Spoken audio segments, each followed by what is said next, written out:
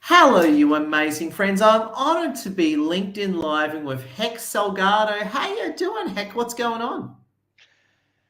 Good afternoon, good evening to you, and good morning to other people. Yeah, I'm really good. Delighted to be here spending a few minutes with you, sir. Oh, Heck, it's a pleasure. Now, you are in the UK right now. Tell us exactly where you are and what time it is, because it's my evening right now in wonderful Sydney. Okay, so we just gone past noon. Right now, it is just gone 12:30 in what was sunny UK. We're a little bit frightened about the weather because we are sort of creeping towards the late 20s, which is quite a serious sort of number here in the UK. But for some of us with maybe a Mediterranean disposition, we're quite excited about the good weather for the next few days. So yeah, it's good. I understand when it's 20 degrees in the UK, like everything melts, people suffer from heat stroke, and civilization kind of collapses, doesn't it, in the UK, 20 degrees? That is a fair description. We've got these orange warnings of different color, different degrees of orange. So yeah, I'm not making fun, but for someone who lived in Spain, where we normally get to 40s, late 20s just seems pleasant. I mean, I'll sit in my chair outside, and some people here with the late 20s will get a bit concerned about it. But no, it's good to have a few days. On a serious note, to have a few days of nice sunny weather is good for everyone. So it's great. Oh, there you go. Now, the first thing I've got to say is, besides you resembling Jason Statham, which we'll come back to, I just want to say that it's such a pleasure hanging with you. We've got Locke with us. We've got Locke. We've got Patricia. We've got MD. We've got all our friends tuning in. If you're here, smash that like, share, and comment. And heck, you're a fitness guy. Please tell us all about you and give us some healthy fitness tips to help us all win big around the world. Okay, so Um, I essentially coach and help people in their 40s and 50s primarily. Most of them are men. I do coach some women, but again, Edward, it's people that probably have rocked it in life with business. They've got families. Time's a big issue. All of a sudden, they get into their 40s, and guess what? They look in the mirror and they could really do with dropping 30 pounds because just life has taken over. So that's Yeah. really where sort of I sort of come in, and it's all about.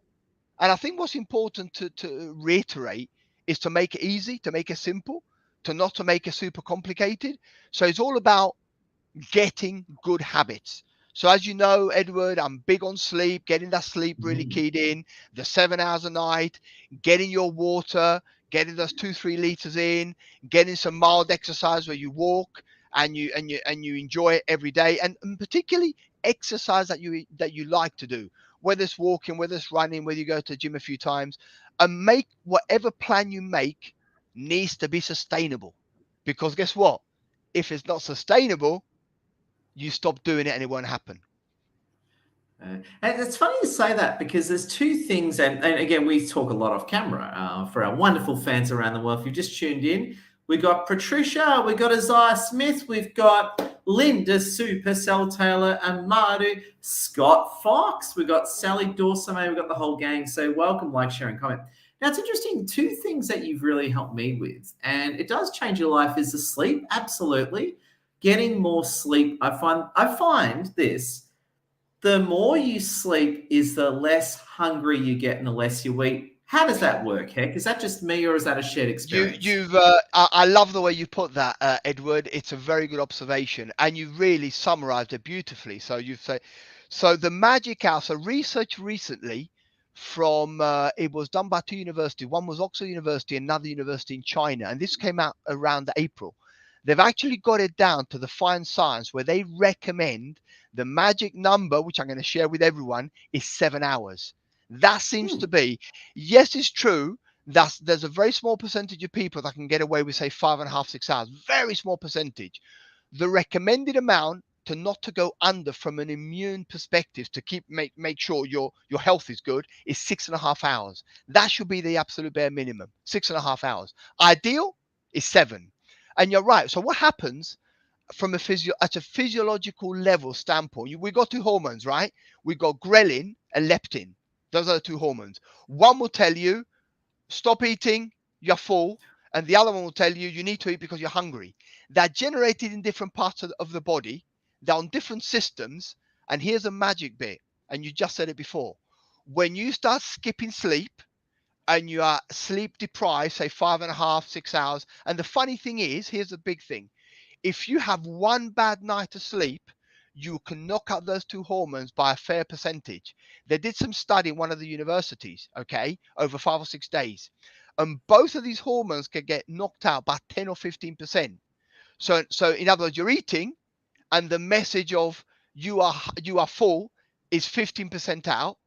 And when you're overeating and it says you are full, is also out by 10-15%. So the delay in the signaling, so that message and that is directly tied into sleep. So you're spot on it, Edward. You want to get your sleep on par for exactly that reason. Yeah. And I've got a few questions from our wonderful audience. So first, Demetrius says it's hot in Greece. Well, it's freezing in Sydney right now, so we're jealous. And Patricia Vandenbrand says, what is a great time to go to bed? So what's your whole thoughts on time to go to bed, time to wake up? What's your take on that? Okay. In a nutshell, there's all the stuff on chronotype. So you can be a late owl, you can be an early bird. And different people go either in one group or the other. Okay. However, as a general rule, where most people start getting tired by say 11 o'clock or whatever, okay, again, going back to the research, they recommend that you need to have lights out. This is lights out. This is lights out, but before midnight. Okay. And if you can get lights out, which is not too demanding for most of us, the magic time to hit lights out is between 10 and 12. And then you start counting your 7 hours. So if you were a bit of a late bird, you lights out by 12, then you'd be up by 7. That's quite reasonable. Okay. Your 7 hours.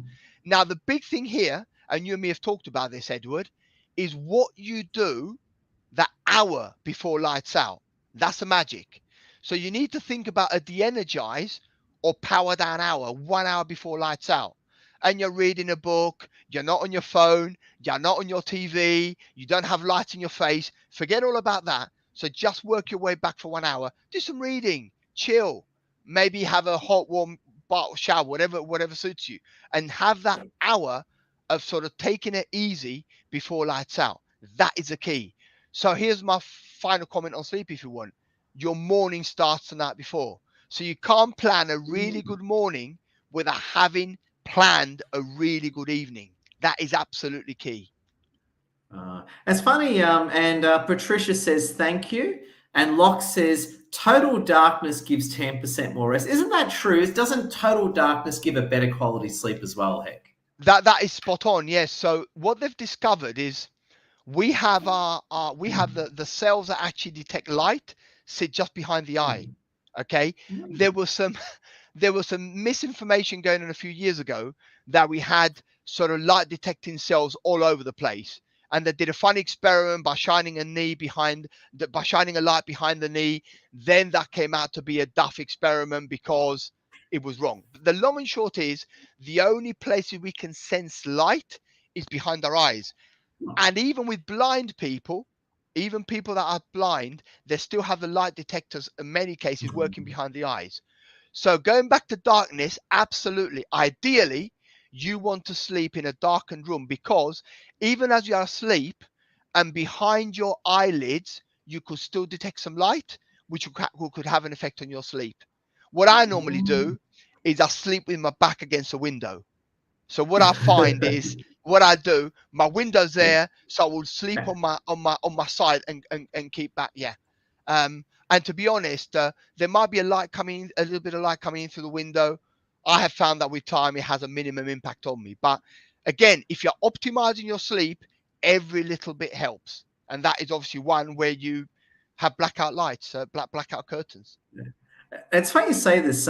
Years ago, I used to these days I fly domestic, but it's only like a 2-hour flight, so nothing to see there. But I used to fly internationally quite a bit for work. So from Australia, I'd fly sometimes 17-hour flights, right? Go to New York or whatever. Wow.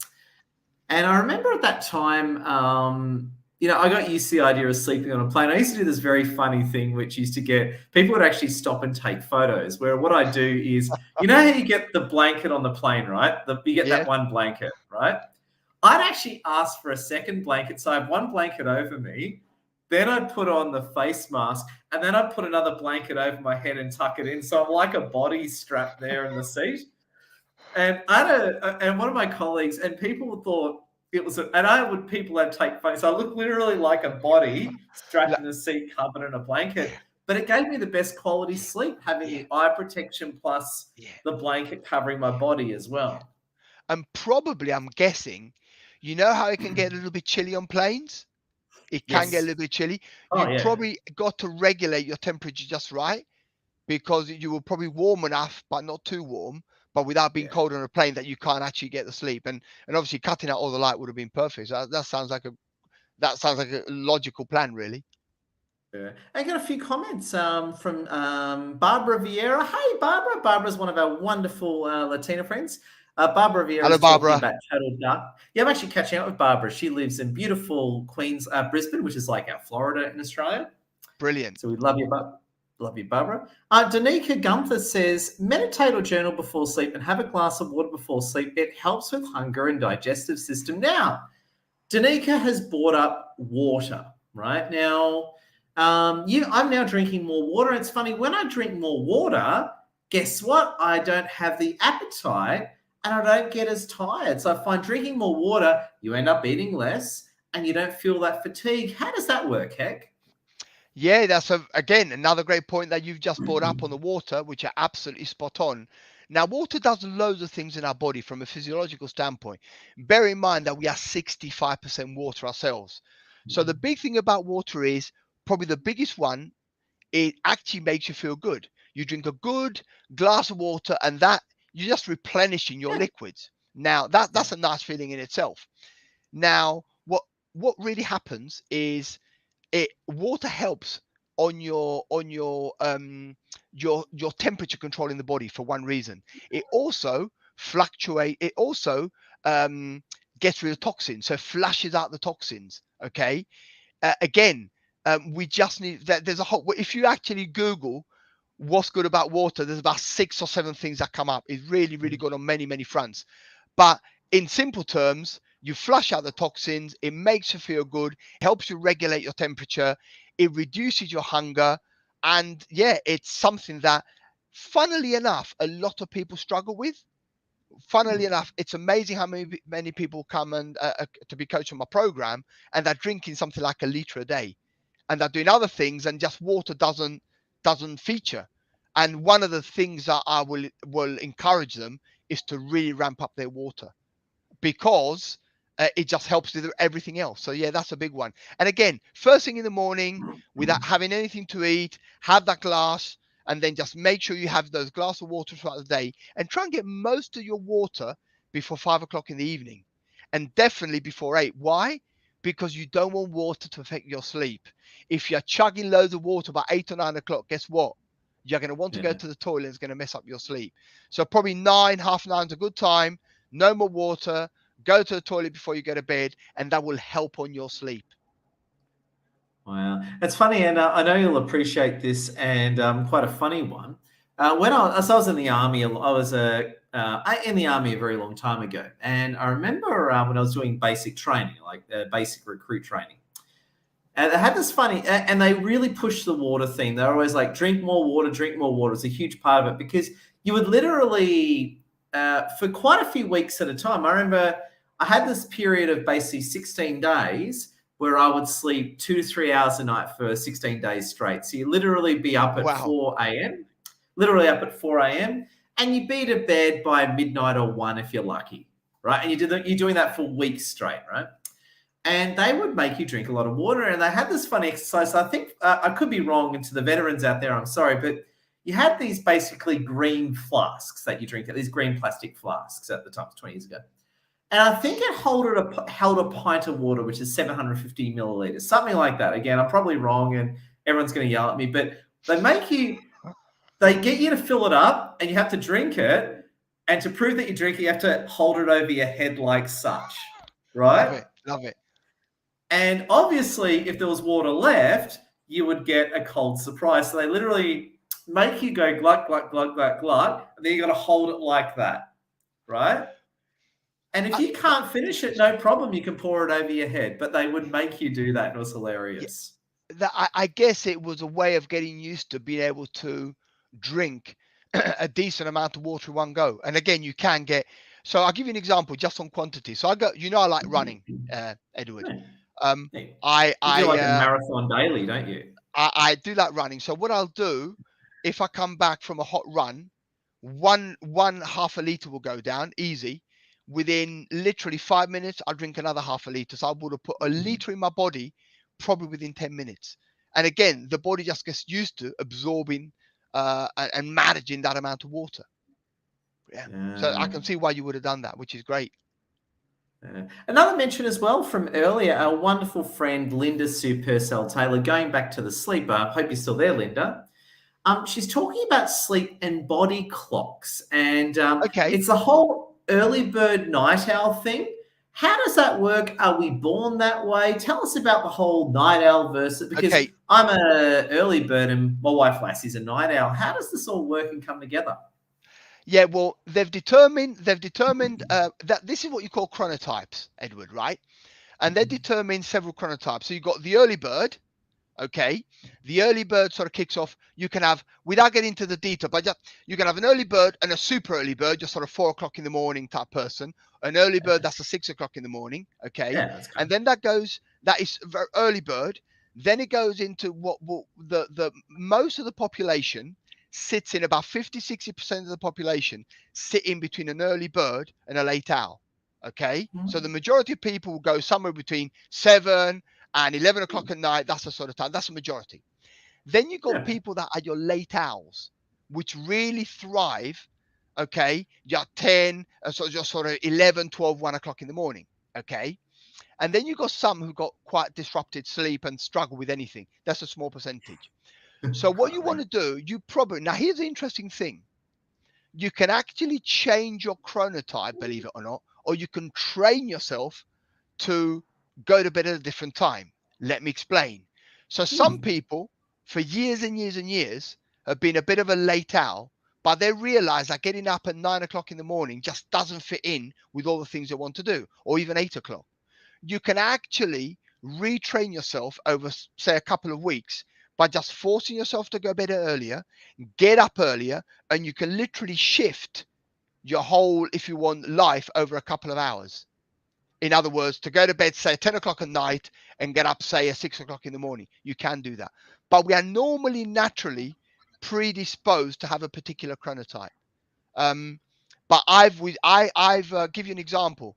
I coach someone called Joe, a great guy, and he used to love going to bed at 2 or 3 o'clock in the morning, and which was not uncommon. He was a very creative type. I explained to him the benefits. If he could shift this by about 3 hours, get up very, very early, and be in bed by 11, he'd have massive benefits. Why? Because you can get so much done first thing in the morning. And over about a Hmm. month, we shifted his whole way of doing things. He was amazed. But he got to the point, Edward, that he was getting his 5 days, 5 week days done in 4 days. And on Friday, he was having his time off because he just crammed it all in. He was getting so productive that he got all of his stuff done in four Yeah. days because your productivity just increases by a great amount when you start your day so early. So that's Yeah. the long explanation for it. And it's funny you say that because I know this isn't a sleep thing. We're talking a bit of productivity here, and I don't want to go too far off topic, but I find it's like that. Like I like getting up at 6 in the morning, sometimes 5:30, right? Sometimes I That's get a up good at time. five That's thirty no one six. can grumble with that. That's a great time, Edward, isn't it? Great time.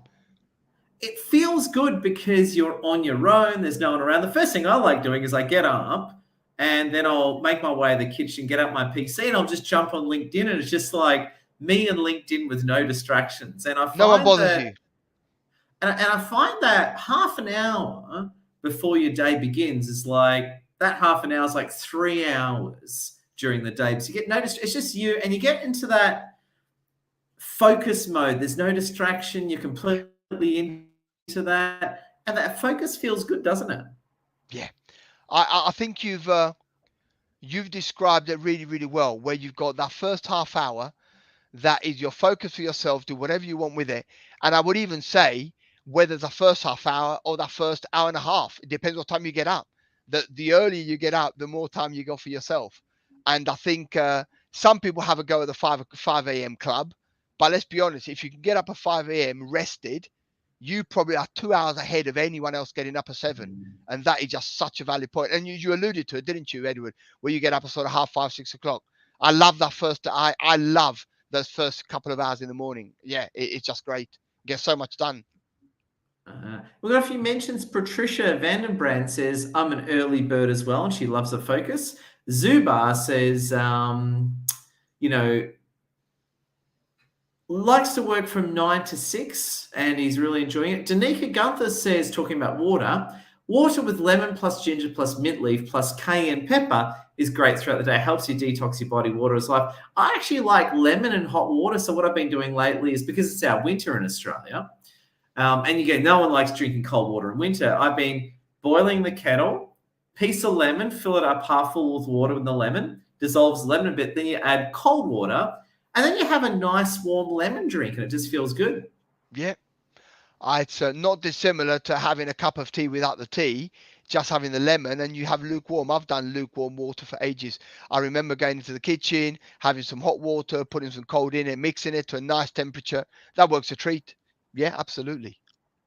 Oh, it's a pleasure. Linda Sue Purcell Taylor, we love you. She's got a run, and we love you, Linda. Now, I was going to ask you, this is a really great conversation. I love where you're going, right? And I suppose the next thing I really want to sort of dig in and ask you about is the red shirt. How did you know I was going to wear a red shirt today? Funny you say that. Honestly, I couldn't have planned it any better. When I saw you come on, I saw you with a red shirt. I just had to laugh. I tell you what, we both made sure we had the right hairstyle for today, and we're in the same team. It's a win-win, Mr. Zia, isn't it? It's a win-win. Except I haven't shaved for I'm going to shave tomorrow. I haven't shaved for a few days, and I start saying the less I shave is I start looking very Arabic and Islamic quickly. So there you go. So my Arabness comes out the less that I shave, and the more I shave, the more of a white guy I look like, pretty much. So there you go. That's fair enough. Yes, I, as you know, I shave very, very regularly. Every couple of days, it's the old electric machine or the shaver. It's all good. Yeah, this is the look. As you see, I'm now growing that little bit there, a little bit of hair Yeah, no, just underneath it.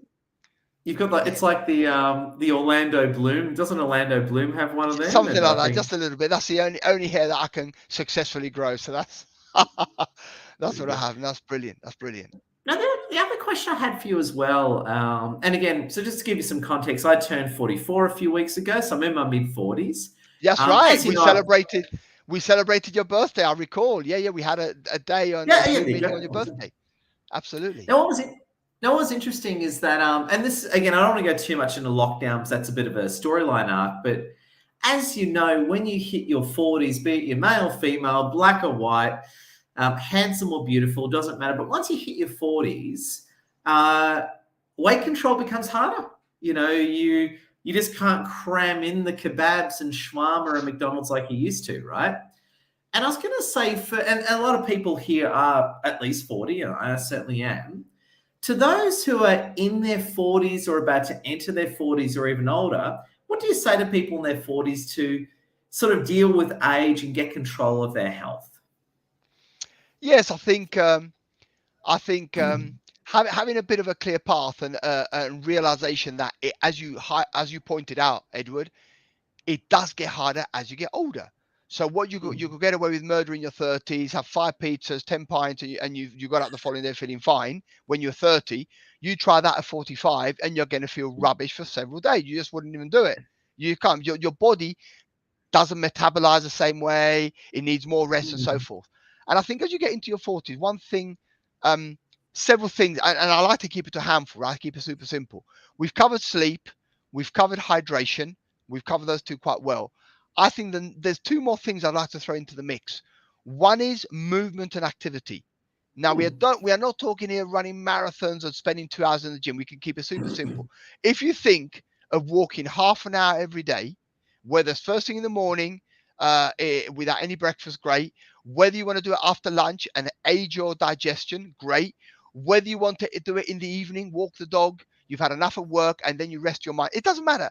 Each time of the day will have its reason, as long as you get out there for half an hour. So one thing will be schedule the half an hour in. If you can do 45 minutes to an hour, even better. And at the weekend, go for a long walk. Believe it or not, we are designed to walk, and we can walk for ages. So that's one thing I'd say. The other thing I'd throw in the mix, Edward, is make sure you get regular breaks.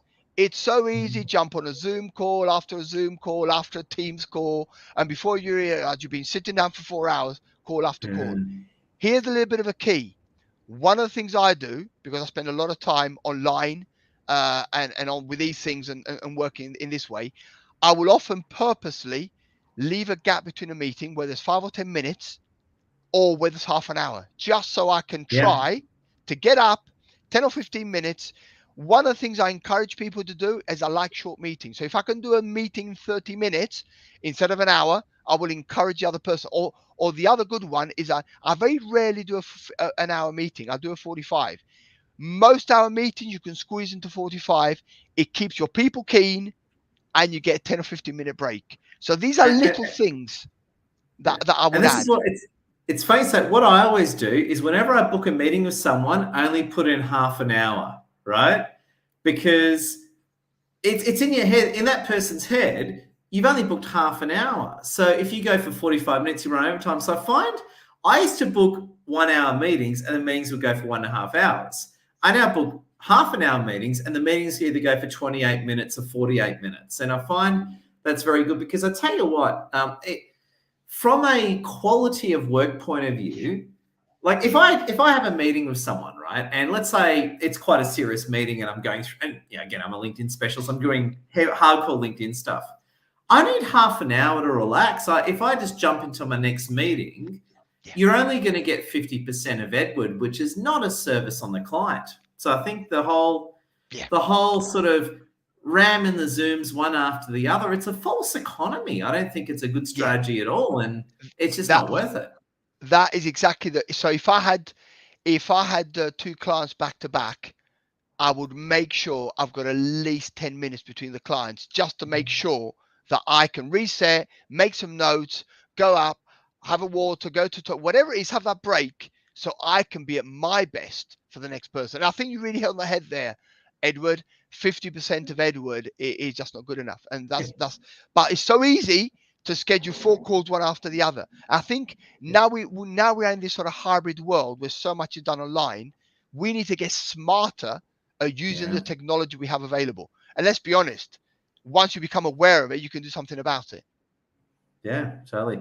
And to our fans, if you're here listening, thank you. Smash that like, sharing, comment, connect with Hec. I was going to say, Hec, thank you for all your time. Now, as we sort of wrap things up, 2 things I want to hear from you. If someone's listening and they want to work with you, how they go about, tell us a bit about what you do, how you onboard new clients, and how you actually help people, to anyone who'd love to hire you. Absolutely. So essentially what I do, I run a 13-week program. 13 seems a funky number. It actually divides, it's actually about 92 days. So it's as close as possible to 3 months. And I find that extra week just gives people that extra bit of coaching. So it's a 13-week program. And essentially, I take them through 3 stages of what I call the RRE method. And essentially, we look at, based on my 6 pillars of health, some of which I've covered already. So the biggest thing that I coach is habits and routines. It's all about developing good habits. So we just covered sleep, hydration, nutrition, exercise, habits and routines. And of course, that is wrapped into mindset. So if someone really wants to go to that next level and get that support, they can DM me. They can get in contact with me through through, as I said, whether it's Facebook or whether it's particularly LinkedIn, which is a platform that you LinkedIn is do. way better. We're I on agree team completely. LinkedIn around here. So what I would say is they can just send me a DM through LinkedIn and tell me what they're looking for, what they need. Most of the time, people come to me wanting to lose weight, anything from 9, 12, 13 kilos. That is normally what people want to lose. And the program has to fit into someone's lifestyle, which is what I do. I make it bespoke to the individual. So I hope that gave you a little bit of an overview, Edward. Yeah. Now that's a great one. And I want to ask you a different question as well. And now I've got a pretty good handle on my health. You know, I've got a few kilos left to go. Really happy you've helped me a long way. Now, as you know, during the past 2 years of lockdown, I put on 20 kilos over 2 years, basically a kilo a month, right? Really bad. And I remember what it was like being really unhealthy. And I know there's people listening, be it they're here now. Again, I don't want to out you, keeping it all private, but there are people I know listening right now who are really unhealthy. They look back to their old selves. They wonder what happened to their old selves. They look at their old photos and say, where is this character? To someone who's not exercising, is really unhealthy, what do you say to that person to help turn their life and situation around? I think the thing to highlight is, once you're in that position, because I've spoken to many people that they feel lethargic, they lack energy, they often can't sleep well, they're sort of living with that sort of weight on top. Because, or if you want, let me put it to you very visual, right? Very visual. You are looking through an opaque glass where you can't really see the proper life behind it, because you are not your best self. And I think that is when you actually get rid of those kilos, is not just from an aesthetic perspective, it's how you feel. I remember my first client that owned, I was only starting in the business a few years ago. He only lost about 6 or 7 kilos, which wasn't massive, nothing. But what he said to me, and I recall this for years later, he said, "Is not the weight I've lost, Hector, it's how I feel." And that was very powerful. So he may have only lost about, I think, 6.5, 7 kilos, wasn't much, but he feels full of energy. He felt, slept better. He felt so great. And that's the thing to take away, I think. It's how you feel, not just that you look at yourself in the mirror and you look better, or in case some people say, oh, the clothes fit better. That's obvious, but it's how you actually feel. And also the energy you also have, and you're more efficient through life. It's as simple as that. That's a massive effect that sort of being fit and healthy has in your life. Oh, brilliant. Heck, thank you so much. Now, before we wrap up, to everyone, if you're watching now, smash that like, share, and comment, and please connect with Heck. If you want to hire Heck, he's highly recommended. Just reach out to him, again, on LinkedIn, way better than Facebook. And also too, as well, if you are watching the recording, smash that like, share, and comment too. Heck, big thank you for your time. Can we get a great closing thought from you to finish this live stream with some great insight from yourself? Yeah, thank you, Ed. I will just say, as a final comment, is make your fitness and your health paramount and central to your life, because the benefits are tremendous, and you really get to experience this when you got to that point. You look back and go, why would I want to be like that? And this is, and I think we live once, let's make the most of it. Let's try and be fit and be healthy. And it doesn't have to be a massive difficult change. It's about keeping things simple, keeping it easy, and having a vision of where you want to go. Oh, brilliant. Friends, thank you for watching. Thank you, Heck. Have a wonderful day or night where you are. And bye, everyone. Love your work, Heck, and love your work, Edward, everyone. thank you so much. Been lovely talking to you. Thank you so much. Take care. Speak to you soon.